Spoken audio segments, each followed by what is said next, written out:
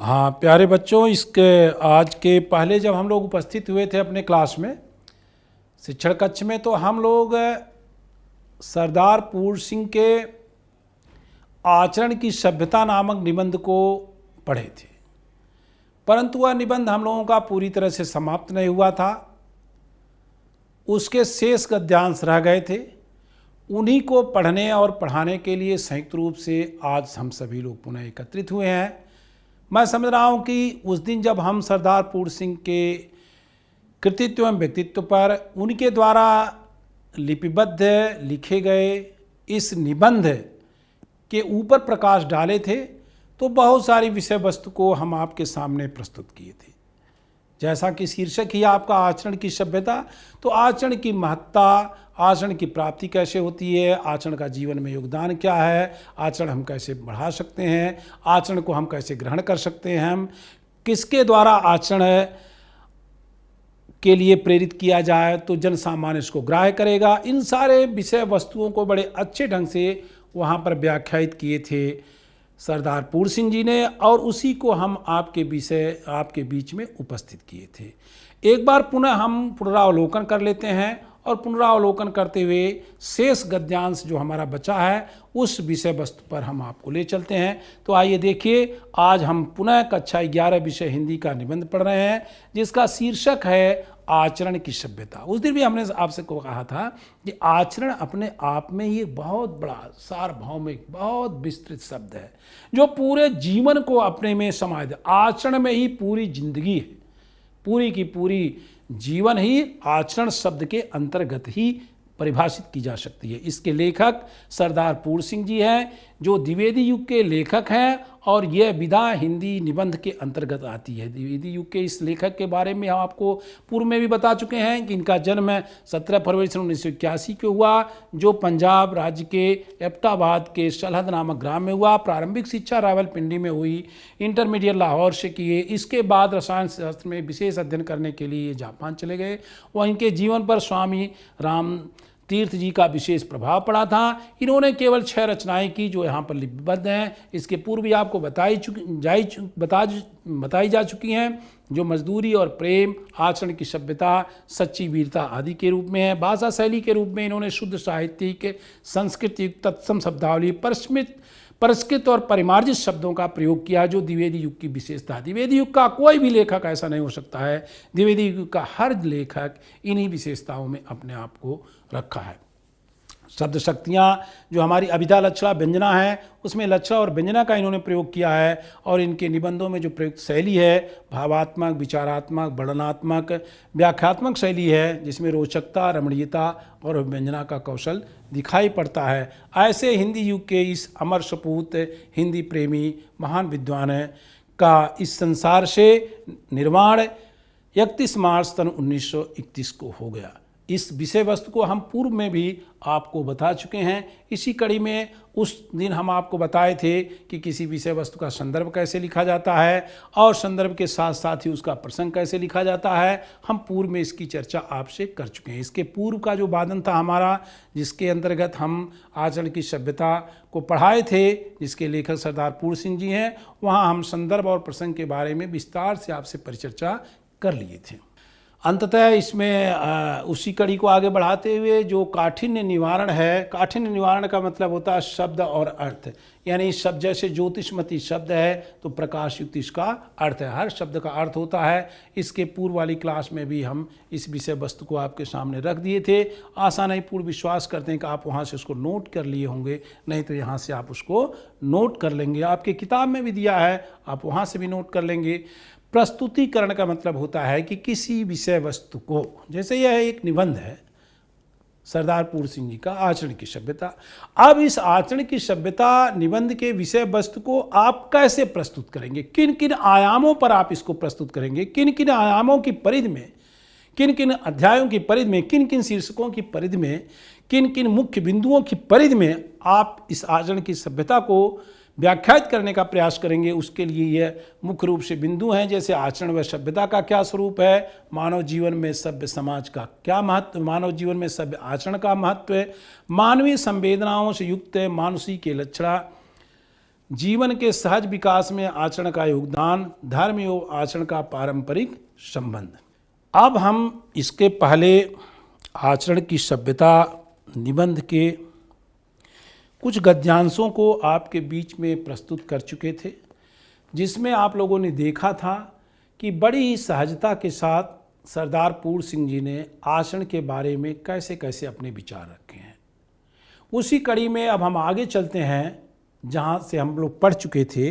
इसके पहले हम लोग पढ़ लिए थे जहाँ पर ये निकल करके आया था कि जब तक खाट की गर्मी से अंकुरित नहीं हुआ, जब तक कोई अन्न का बीज है वो पृथ्वी के अंदर ही पड़ा है, तब तक बाह्य वातावरण के लाभ को प्राप्त नहीं कर सकता है। ठीक उसी प्रकार से जब तक हम अंधकार में ही पड़े हुए हैं, हम अज्ञानता पूर्वक आचरण करेंगे, हम सज्जनों के संपर्क में नहीं आएंगे, तब तक निश्चित रूप से हमारे सद आचरण का विकास नहीं हो सकता है, हमारे आचरण में कोई कल्चर डेवलप नहीं हो सकती है, हमारे आचरण में कोई सभ्यता विकसित नहीं हो सकती। यहाँ तक हम लोग पढ़ लिए थे, ये आपका पूर्व ज्ञान है। इसके आगे देखिए कह रहे हैं कि वह आचरण जो धर्म संप्रदायों के अनुचित शब्दों को सुनता है, हम में कहाँ, जब वही नहीं तब फिर क्यों न ये संप्रदाय हमारे मानसिक महाभारतों के कुरुक्षेत्र में बने, क्यों न अप्रेम, अपवित्र, हत्या और अत्याचार इन संप्रदायों के नाम से हमारा खून करें। कोई भी संप्रदाय आचरण रहित पुरुषों के लिए कल्याणकारक नहीं हो सकता है। आचरण वाले पुरुषों के लिए सभी धर्म संप्रदाय, यह बड़ा महत्वपूर्ण विषय है। सद आचरण के लिए यही मानव जीवन के लिए इसी लाइन को हमें जीवन में अपनाना चाहिए। आचरण वाले पुरुषों के लिए सभी धर्म संप्रदाय कल्याणकार हैं। कोई भी धर्म, कोई भी महात्मा, कोई भी संत, कोई भी पैगंबर हमें ये नहीं कहता है कि जीवों की हत्या करो, कोई ये नहीं कहता है कि दूसरे को कष्ट दो, कोई ये नहीं कहता है कि दूसरे का धन का अपहरण करो, कोई ये नहीं कहता है कि ईश्वर में विश्वास न करो। हर धर्म हमेशा अच्छी बात ही सिखाता है, इसलिए हर धर्म का हमें सम्मान करना चाहिए और हर धर्म में बताई हुई अच्छी बातों को ग्रहण भी करना चाहिए। हमें किसी धर्म के प्रति नफरत का भाव नहीं रखना चाहिए, क्योंकि हर धर्म ईश्वर के द्वारा ही प्रदत्त है और हर धर्म ईश्वर तक ही पहुंचाने वाला है। ऐसा आचरण हमको अपने जीवन में करना चाहिए। सच्चा साधु धर्म को गौरव देता है, धर्म किसी को गौरवान्वित नहीं करता, बल्कि वह धर्म को गौरव देता है। आचरण का विकास जीवन का परम उद्देश्य है। ये आचरण की सभ्यता की चर्चा हो रही है, इसमें क्या लाभ है, हमें आचरण क्यों सदाचरण करना चाहिए, इसके बारे में स्पष्ट रूप से सरदार पूर्ण सिंह जी कह रहे हैं बच्चों कि आचरण का विकास ही जीवन का परम उद्देश्य है। जब तक हमारा आचरण नहीं ठीक होगा, हमारे कार्य व्यवहार नहीं ठीक होंगे, हमारे विचार नहीं ठीक होंगे, हमारी कार्य प्रवृत्तियां, मनोवृत्तियां नहीं ठीक होंगी, सोचने की शक्ति नहीं ठीक होगी, विचार नहीं ठीक होंगे, भाव नहीं ठीक होंगे, तब तक हमारे जीवन का उन्नयन नहीं होना है, तब तक हमारे जीवन की उन्नति नहीं होनी है। इसलिए आचरण की सभ्यता, आचरण ही हमारे जीवन का परम उद्देश्य है। जब हम आचरण करना सीख लिए तो निश्चित रूप से जीवन की उन्नति प्रारंभ हो गई। आचरण के विकास के लिए नाना प्रकार की सामग्रियों जो संसार संभूत शारीरिक, प्राकृतिक, मानसिक और आध्यात्मिक जीवन में वर्तमान में है, उन सब की क्या एक पुरुष, क्या एक जाति के आचरण के विकास के साधनों के संबंध में विचार करना होगा। आचरण के विकास के साधनों के संबंध में विचार करना होगा।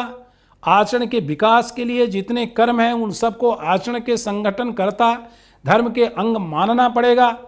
चाहे कोई कितना ही बड़ा महात्मा क्यों न हो, वह निश्चय पूर्वक यह नहीं कह सकता कि यूं ही करो और किसी तरह का नहीं। आचरण की सभ्यता की प्राप्ति के लिए वो सबको एक पथ नहीं बता सकता। आचरणशील महात्मा स्वयं भी किसी अन्य के बनाए हुए रास्ते पर ही चलता है।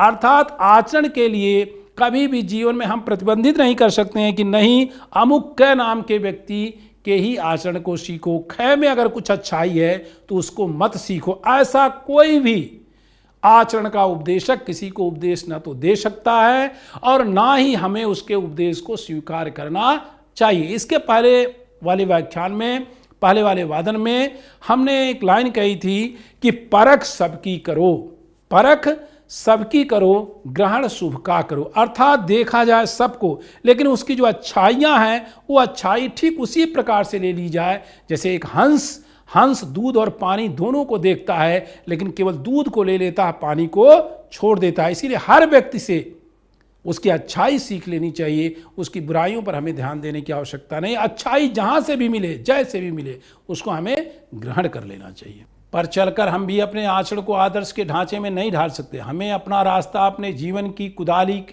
को एक एक चोट से रात दिन बनाना पड़ेगा। एक कुदाली की कोट से रात दिन एक एक बनाने का मतलब कि निरंतर आचरण की तरफ हमको, सदाचरण की तरफ निरंतर हमको बढ़ते रहना चाहिए। हर किसी को अपने देश कालानुसार राम प्राप्ति के लिए अपनी नैया आप ही बनानी पड़ेगी और आप ही चलानी भी पड़ेगी। आचरण का निर्माण स्वयं करना पड़ेगा और स्वयं ही उस आचरण की नाव पर हमको चलना भी पड़ेगा। तभी हमारा आचरण एक सभ्य आचरण की श्रेणी में आएगा। इसको न माँ कर सकती है, न पिता कर सकता, न भाई कर सकता, न राजा कर सकता, न परिवार का कोई आदमी कर सकता। इसे उस व्यक्ति को स्वयं ही करना पड़ेगा। यदि मुझे ईश्वर का ज्ञान नहीं तो ऐसे ज्ञान से क्या प्रयोजन। जब तक मैं अपना हथौड़ा ठीक ठीक चलाती हूँ और रूपहीन लोहे को तलवार के रूप में गढ़ देता है, तब तक मुझे ईश्वर का ज्ञान नहीं होने दो। उस ज्ञान से मुझे प्रयोजन ही क्या, जब तक मैं अपना उद्धार ठीक और शुद्ध रीत से कहीं न होने दूँ।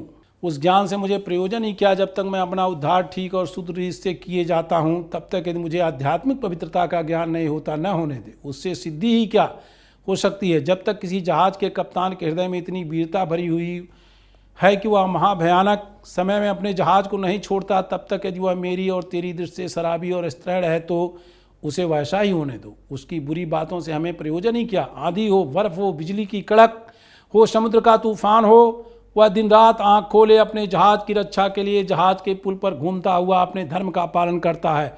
वह अपने जहाज के साथ समुद्र में डूब जाता है, परंतु अपना जीवन बचाने के लिए कोई उपाय नहीं करता। क्या उसके आचरण का यह अंश मेरे तेरे बिस्तर और आसन पर बैठे बिठाए कहे हुए निरर्थक शब्दों के भाव से कम महत्व का है? नहीं, कदापि नहीं। आप सदा आचरण के प्यारे बच्चों, यहाँ पर सरदार पूर्ण सिंह जी हमें यही समझाने का प्रयास कर रहे हैं कि अपने धर्मानुकूल, अपने व्यवसाय अनुकूल, अपने कर्मानुकूल सद आचरण को आप करिए, संघर्षों के साथ करिए, सत्प्रेरणाओं के साथ करिए, धर्मनिष्ठता के साथ करिए, कर्तव्य दृढ़ता के साथ करिए। तो समाज का कोई व्यक्ति अगर उसकी आलोचना भी करता क्यों न हो, तो उसकी आलोचना करने से उसकी महत्ता कदापि कम नहीं होने वाली है। जैसा कि एक उदाहरण के माध्यम से उसने एक नाविक का उदाहरण दिया कि नदी में तूफान आ गई है, फिर भी वो नाविक जान दे करके अपने नाव को बचाता है। दुनिया कहे कि मूर्ख है, उसे नाव से कूद जानी चाहिए, अपनी जान बचा लेनी चाहिए, लेकिन नहीं, यह उसके आलोचना का विषय होगा। वह अंतिम समय तक अपने नाव को बचाता और बचाने में सफल हो जाता है। वह सभ्य आचरण का प्रदर्शन कर रहा है। इसी प्रकार से जीवन में हमें सदकर्म करना चाहिए, सभ्य आचरण करना चाहिए। कहा गया कि संसार में 3 प्रकार के मनुष्य होते हैं। ध्यान से सुनना, संसार में 3 प्रकार के मनुष्य होते हैं। एक मनुष्य ऐसा होता है कि कार्य में समस्याएं आएंगी इसलिए कार्य ही नहीं प्रारंभ करता है। दूसरा मनुष्य ऐसा होता है कि जो कार्य तो प्रारंभ किया लेकिन समस्या आई तो कार्य ही को छोड़ दिया। और तीसरा मनुष्य ऐसा होता है जो कार्य प्रारंभ भी किया, निरंतर उसमें समस्याएं आती गईं, लेकिन हर समस्या का समाधान करते हुए अपने कार्य को पूर्ण करता। यही उत्तम कोटि का मनुष्य और इसी का आचरण सभ्य आचरण की श्रेणी में आता है। इस प्रकार से हम सभी को अपने जीवन में ऐसे ही आचरण को अपनाना चाहिए। न मैं किसी गिरजे में जाता हूँ, न किसी मंदिर में, न मैं नमाज पढ़ता हूँ, न रोजा ही रखता हूँ, न संध्या ही करता हूँ, न कोई देव पूजा ही करता हूँ, न किसी आचार्य के नाम का मुझे पता है और ना ही किसी के आगे मैंने सिर ही झुकाया है, तो इससे प्रयोजन ही क्या और इससे हानि भी क्या। मैं तो अपनी खेती करता हूँ, अपने हल और बैलों को प्रातःकाल उठाकर प्रणाम करता हूँ। मेरा जीवन जंगल के पेड़ों और पत्तियों से संगत में गुजरता है। आकाश के बादलों को देखते मेरा दिन निकल जाता है। मैं किसी को धोखा नहीं देता। हाँ, यदि मुझे कोई धोखा दे तो उससे मेरी कोई हानि नहीं। मेरे खेत में अन्न उग रहा है, मेरा घर अन्न से भरा है, बिस्तर के लिए मुझे एक कमली काफ़ी है, कमर के लिए लंगोटी, सिर के लिए एक टोपी बस है, हाथ पांव मेरे बलवान हैं, शरीर मेरा आरोग्य है, भूख खूब लगती है, बाजरा, मकई, छाछ, दही, दूध और मक्खन मुझे और बच्चों को खाने के लिए मिल जाता है। क्या इस किसान की सादगी और सच्चाई में वह मिठास नहीं है जिसकी प्राप्ति के लिए भिन्न भिन्न संप्रदाय लंबी चौड़ी और चकनी चुपड़ी बातों के द्वारा दीक्षा दिया करती। कितना सुंदर सजीव आचरण का स्वरूप यहाँ पर प्रतिपादित किया सरदार पूर्ण सिंह जी ने। सरदार पूर्ण सिंह जी कहते हैं कि कोई व्यक्ति है जो कभी मंदिर नहीं गया, मस्जिद नहीं गया, गिरजाघर नहीं गया, मुल्ला को नहीं जाना, पंडित को नहीं जाना, पादरी को नहीं जाना, 3 घंटे बैठ करके धर्मानुकूल आचरण वो मंदिर में बैठ करके नहीं किया, वो किसान है और उसके जीवन का जो कृषक धर्म है, जो गृहस्थ धर्म है, उस धर्म का उसने बड़े ही दृढ़ता से परिपालन किया, उस धर्म को बड़े अच्छे ढंग से उसने निभाया। अपने खेत में जाता, अपने बैलों को खिलाता, अपने परिवार को चलाता, अपनी नमक रोटी पैदा करता और आनंद के साथ घर में विषय वस्तु सब खाद्य पदार्थों का भंडार है, आनंद के साथ बिना किसी को धोखा दिए हुए प्रकृति के बीच में रह करके पूर्ण स्वस्थ रहते हुए जीवन को जीता है और अपने परिवार का पालन और पोषण करता है। क्या वह उसका जो सुख है, उसका जो आनंद है, वो 5 स्टार होटल में बैठे हुए व्यक्ति के आनंद से कम आनंद है? उसके आनंद से अधिक आनंद है, क्योंकि अपने सच्चे कर्मों से, अपने सच्चे आचरण से सारे आनंद को उसने उत्पन्न किया है। उसका आनंद कोई बनावटी आनंद नहीं है, सहज स्वरूप का आनंद है, जिसको उसकी पूरी की पूरी अनुभूति और प्राप्ति हो रही है। उसके लिए देखिए लास्ट में कह रहे हैं कि भिन्न भिन्न धर्म संप्रदाय लंबी चौड़ी चिकनी चुपड़ी बातें करते हैं कि ऐसा करोगे तो ऐसा हो जाएगा, धर्म में हो जाओगे, सुखी हो जाओगे, जीवन उन्नत हो जाएगा। बिना उनकी चिकनी बातों को सुने हुए, बिना मंदिर में गए, बिना मस्जिद में गए, बिना किसी का उपदेश लिए, केवल अपने कर्मों को सच्चे ढंग से करने के कारण वो किसान खुशहाल है, उसका जीवन सुखी है और उसको पूर्ण आनंद की प्राप्ति हो रही है। यही सच्चा आचरण है। अपने कर्म के प्रति सच्चा कर्म ही हमारा सच्चा आचरण है बच्चों। तो आप विद्यार्थी हो, आपका धर्म है विद्या का अध्ययन करना, यही आपका सच्चा आचरण है। यदि इस आचरण को आपने ठीक से निभा दिया, इस आचरण पर आपने ठीक से अपने कर्मों को चला दिया, तो निश्चित रूप से आपके जीवन की उन्नयन हो गया, उन्नति हो गई। आप हाई स्कूल अच्छे नंबर से पास हुए, इंटर हुए, ग्रेजुएशन हुए, कंपटीशन पास किए, अपने सत्कर्मों को करते हुए, अपने विद्यार्थी धर्म के अनुसार कर्मों को करते हुए और एक अच्छी सेवा में आकर के आपका जीवन भी सुखी हो जाएगा और राष्ट्र को भी आप एक अच्छा योगदान देंगे। तो यही एक छोटे से उदाहरण से देख लीजिए कि जिस भी धर्म में रहें, उस धर्म के सारे अच्छे आचरण हमको जीवन में अपनाने चाहिए।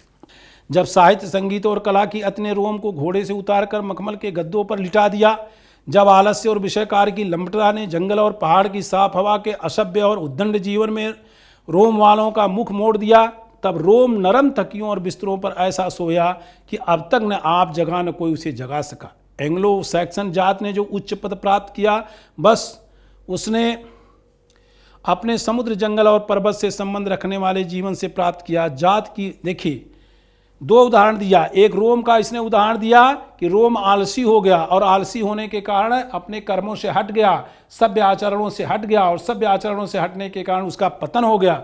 दूसरी उस जाति का उदाहरण दिया जो कह रहा है कि अपने समुद्र और जंगल के पर्वतों से संबंध रखने वाले जीवन से प्राप्त किया, उसकी जाति की उन्नत हो गई। लड़ने भिड़ने, मरने मारने, लूटने और लूटे जाने, शिकार करने और शिकार होने वाले जीवन का ही परिणाम ही है।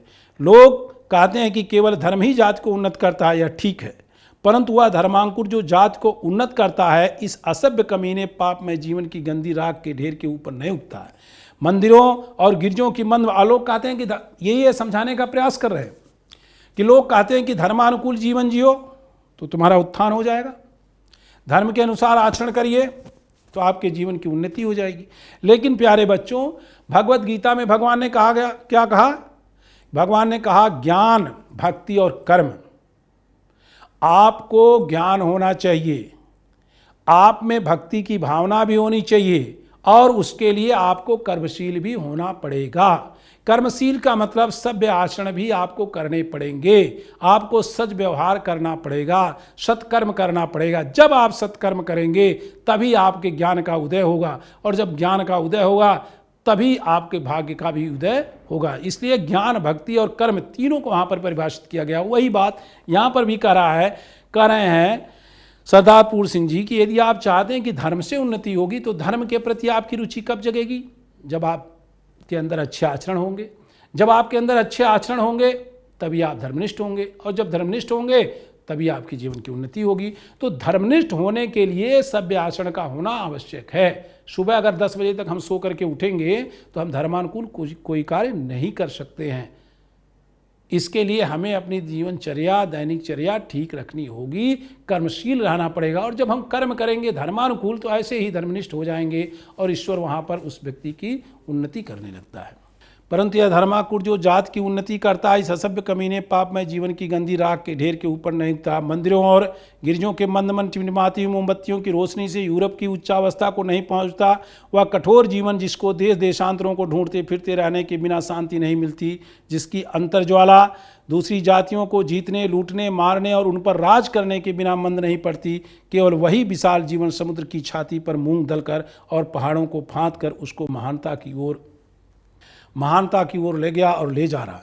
रॉबिन हुड की प्रशंसा में जो कभी अपनी सारी शक्ति खर्च कर देते हैं उन्हें तत्वदर्शी कहना चाहिए, क्योंकि रॉबिन हुड जैसे भौतिक पदार्थों से ही नेल्सन और वेलिंगटन जैसे अंग्रेज वीरों की हड्डियां तैयार हुई थी। लड़ाई के आजकल के सामान, गोला बारूद, जंगी जहाज और तिजारती बेड़ों आदि को देखकर कहना पड़ता है कि इनसे वर्तमान सभ्यता से भी कहीं अधिक उच्च सभ्यता का जन्म होगा। इनको देख करके कहते हैं कि जो वर्तमान सभ्यता चल रही है, इन सभ्यताओं से आगे निश्चित रूप से किसी उच्च सभ्यता का ही जन्म होगा।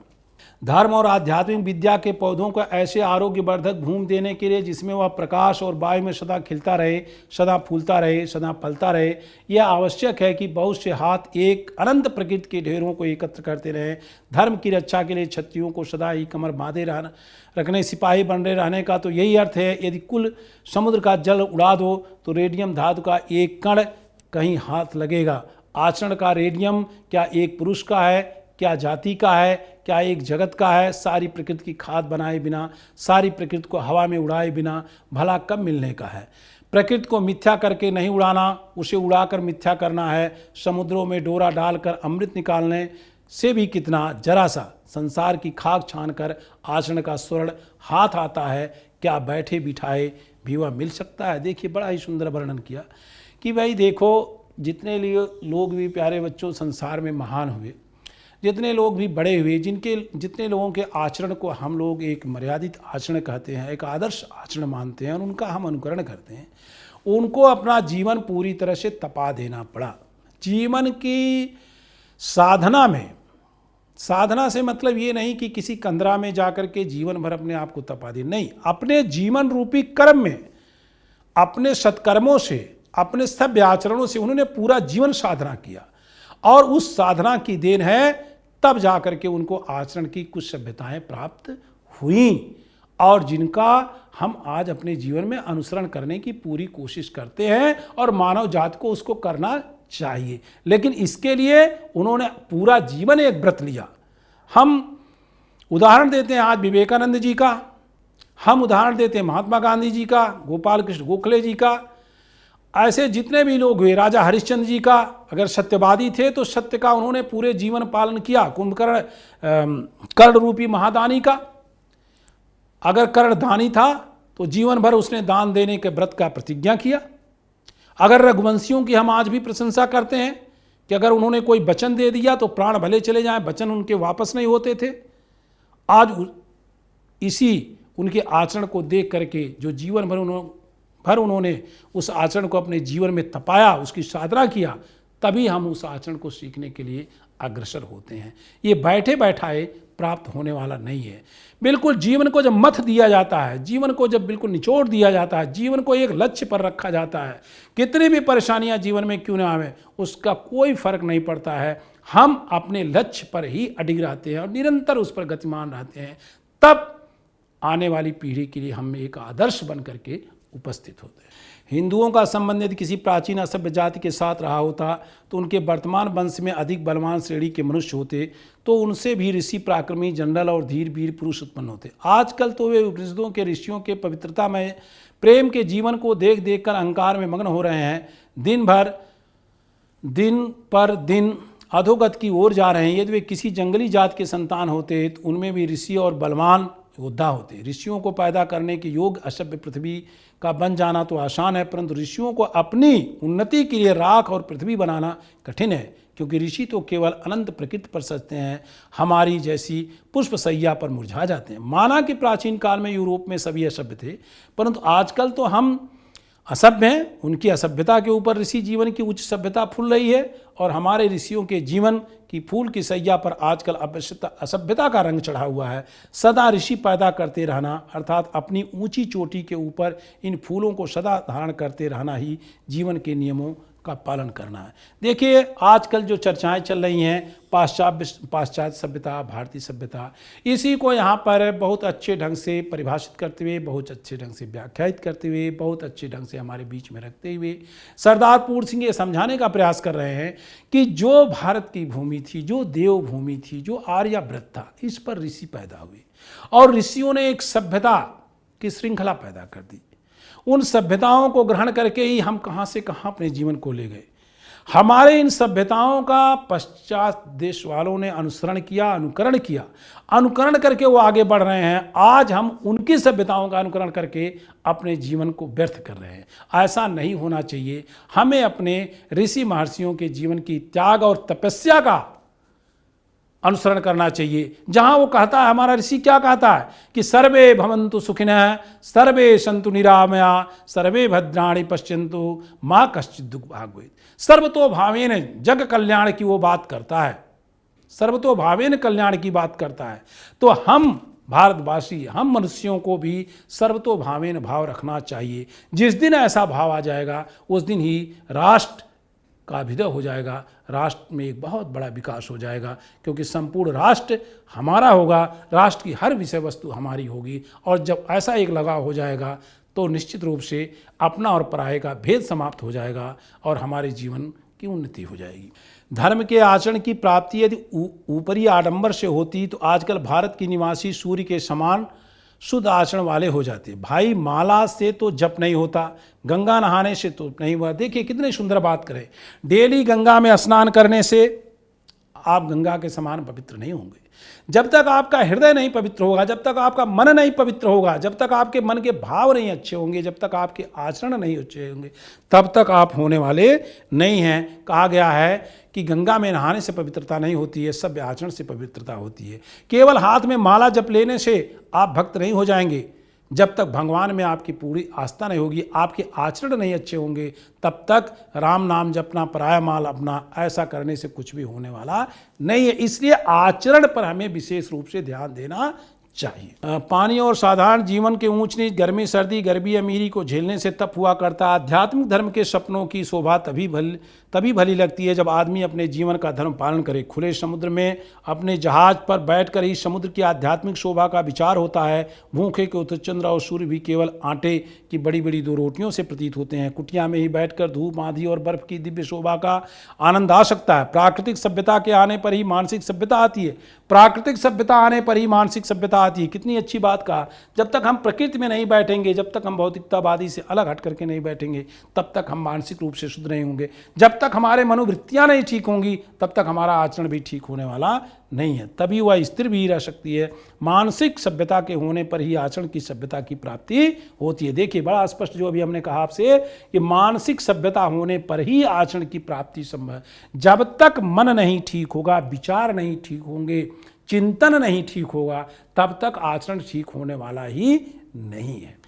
तभी वह स्थिर भी हो सकती है। जब तक निर्धन पुरुष पाप से अपना पेट भरता है, तब तक वो धनवान पुरुष के शुद्ध आचरण की पूरी परीक्षा नहीं है को भी हो सकती है कि पूरी परीक्षा नहीं। इस प्रकार जब तक अज्ञानी का आचरण अशुद्ध है, तब तक ज्ञानवान के आचरण की पूरी परीक्षा नहीं। यानी कि जब तक अज्ञान का आचरण है समाज में, तब तक ज्ञानवान के आचरण की पूरी परीक्षा नहीं हो रही है, अर्थात हम उसको आचरणशील नहीं बना पाए।